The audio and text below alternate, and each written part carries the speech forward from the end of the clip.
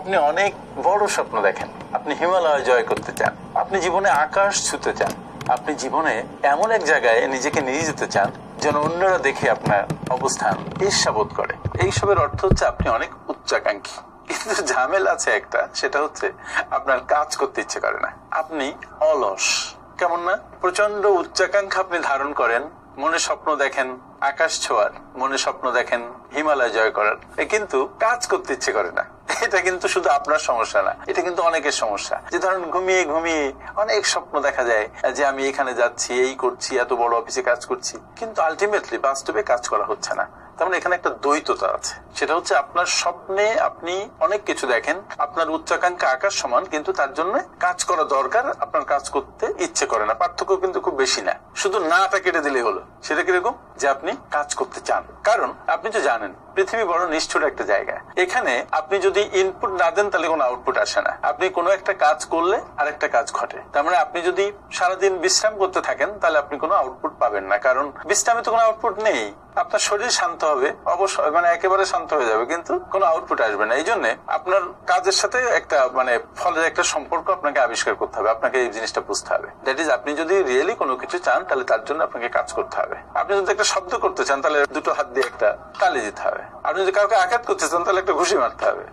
আপনি যদি কাউকে কিছু বলতে চান তাহলে আপনাকে আসলেই কিছু বলতে হবে। এটা একবার সহজ একটা বিষয়, কিন্তু অনেকেরই উচ্চাকাঙ্ক্ষা থাকে কিন্তু কাজ করতে চায় না। আমার কথা হচ্ছে যদি আপনি কাজ করতে না চান তাহলে উচ্চাকাঙ্ক্ষাকে পরিত্যাগ করুন। যদিও কথাটা খুব ডিমোরালাইজিং, কিন্তু আমি সেটা বলি না। আপনি উচ্চাকাঙ্ক্ষা বজায় রাখুন, কিন্তু কাজ করুন। যারা অলস কিন্তু উচ্চাকাঙ্ক্ষা বুকের মধ্যে ধারণ করেন তারা একটু নিজেকে চেঞ্জ করে ফেলুন, কারণ যেহেতু আপনার বুকের মধ্যে সে আগুন আছে, এটাকে প্রজ্বলিত করুন না। আপনার জীবন চেঞ্জ হলে কার লাভ হবে? আপনারই তো হবে না। সুতরাং এটা একটু বুঝুন এবং অলসতা পরিত্যাগ করার জন্য, উচ্চাকাঙ্ক্ষা বাস্তবায়নের জন্য মাত্র কয়েকটা ছোট ছোট স্টেপ নিন। That will help I think. প্রথমেই আপনি নিজের সাথে একটু বসুন, বসে আপনি চিন্তা করুন এবং স্বীকার করে নিন যে আপনি প্রচন্ড অলস। এই যখন আপনি স্বীকার করে নিলেন তখন কিন্তু আপনার একটা অ্যাকসেপ্টেন্স আসলো মনের মধ্যে যে ইয়াস আমি অলস, কিন্তু এই অলসতা আমাকে ক্ষতিগ্রস্ত করতে পারবে না, অলসতা আমাকে আঁকড়ে ধরতে পারবে না। আমি অলসতাকে জয় করব, আমি কাজ করব। দেখুন একটু কিন্তু টানটা একটু ঘুরিয়ে দিলেন আপনি, যে আপনি অলস, আপনি স্বীকার করে নিয়েছেন, কিন্তু অলসতা আপনাকে ক্ষতিগ্রস্ত করতে পারবে না। আপনি অলসতাকে জয় করবেন, আপনি কাজ শুরু করবেন। আপনি যে উচ্চাকাঙ্ক্ষা দেখেছেন, যে উচ্চাকাঙ্ক্ষাকে আপনি মনের মধ্যে ধারণ করেন, আপনি সেখানে পৌঁছাবেন। আপনি হিমালয় জয় করবেন, আপনি আকাশ ছুবেন, no problem with that, but কাজ করতে হবে। এখন যে উচ্চাকাঙ্ক্ষা আপনি দেখেছেন, যে স্বপ্ন আপনি বুনেছেন আপনার মনের মধ্যে, হয়তো অনেক বড় লক্ষ্য, এটাকে পিস পিস করে কেটে ফেলুন।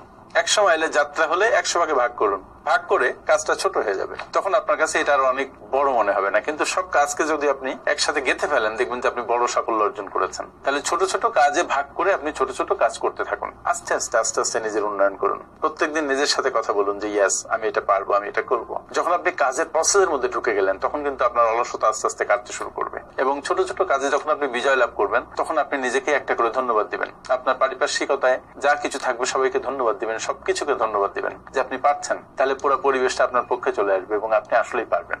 এখানে একটা কথা বলে রাখি যে প্রতিদিন আসলে অলসতার একটা বড় ব্যাপার হচ্ছে সকালে ঘুম থেকে উঠতে ইচ্ছে করে না, সকালে কাজ করতে ইচ্ছে করে না। সকাল আমাদেরকে খুব আদরে আঁকড়ে রাখে। এই সকালে একটু ঘুম থেকে ওই 5 সেকেন্ড রুলের কথা আমি বলেছিলাম একটা ভিডিওতে, 5 4 3 2 1 বলে ঘুম থেকে লাফ দিয়ে উঠবেন। উঠে আপনি 5 মিনিট 10 মিনিট টুকটাক কাজ করবেন। করতে করতে করতে করতে আপনি একটা অভ্যাসের মধ্যে নিজেকে নিয়ে যাবেন। অলসতা যদি একদিনে পুরোপুরি কাটাতে চান আপনি পারবেন না। 5 মিনিট 10 মিনিট আধা ঘন্টা এভাবে কাজ করবেন, আবার একটু জিম মেরে থাকেন, আবার কাজ করেন। আস্তে আস্তে দেখবেন যে কাজের মধ্যে আপনার একটা অভ্যস্ততা চলে আসবে। That is fantastic. এবার একটা কাজ করবেন যে নিজের উপরে একটু কঠোর হবেন। কখনো কখনো নিজেকে বাধ্য করবেন, কিন্তু নিজের মনকে পুরোপুরি দমন করবেন না। নিজেকে বাধ্য করার সবচেয়ে বড় উপায় হচ্ছে নিজের সাথে নিজের কমিটমেন্ট করে সেটাকে রক্ষা করা। দেখুন আমরা অনেককে অনেক ধরনের কমিটমেন্ট দেই, কিন্তু নিজের সাথে কমিটমেন্ট করি কম। আপনি যখন নিজের সাফল্যের কথা চিন্তা করবেন তখন নিজের সাথে কমিটমেন্ট করাটা খুবই জরুরি। আপনি নিজেকে বলুন যে আপনি এটা করবেন এবং নিজেকে যে কথাটা দিবেন সেই কথাটা রাখার চেষ্টা করবেন। মনের প্রচন্ড বিরুদ্ধে গেলে সে ধরনের কথা বলারই দরকার নেই, কিন্তু মনকে মাঝে মাঝে বাধ্য করবেন। কারণ অলস মন যদি হঠাৎ করে কর্মঠ হয়ে ওঠে, অলস শরীর হঠাৎ করে কর্ম কর্মঠ হয়ে ওঠে তাহলে সেই শরীর বা মন মাঝে মাঝে বিদ্রোহ করতে পারে। সেই ক্ষেত্রে আপনার যেটা করা দরকার সেটা হচ্ছে কিঞ্চিত বাধ্য করবেন। যে কাজ আপনার করতে ইচ্ছে করছে না করবেন, ইচ্ছে করেই করবেন, কারণ আপনি একটা চক্রে নেমেছেন। চক্রটা কি? অলসতার চক্র থেকে আপনি কর্মমুখর চক্রে প্রবেশ করছেন। আপনি নীরব ব্যর্থতা থেকে উচ্চাকাঙ্ক্ষা বাস্তবায়নের দিকে যাত্রা শুরু করেছেন। সুতরাং নিজেকে তো একটু বাধ্য করতেই হবে, নিজের উপর একটু জোর করতে হবে। মনে রাখবেন, মানুষ যখন মনে করে যে পুরো নিঃশেষ হয়ে গেছে, তারপরেও তার অনেক শ্বাস থাকে, তারপরেও তার অনেক কাজ করার সুযোগ থাকে। এই জিনিসটা মাথার মধ্যে রাখতে হবে এবং নিজেকে বাধ্য করতে হবে। তবে মনকে সবসময় পুরোপুরি দমন করা দরকার নেই। ওই যে বললাম, মাঝে মাঝে রেস্ট নেবেন, আবার যা করতে ইচ্ছে করে করবেন, আবার কাজে ফিরবেন। এই করতে করতে আপনি একটা অভ্যস্ততার মধ্যে চলে আসবেন। এরপরে আপনি কঠোর পরিশ্রম করবেন, কিন্তু স্মার্ট কাজ করতে শিখবেন। এটা একটা দ্বৈততায় ফেলে দিলাম, হয়তো আপনাদেরকে একটা চিন্তার মধ্যে ফেললাম যে কঠোর পরিশ্রম কিন্তু স্মার্ট।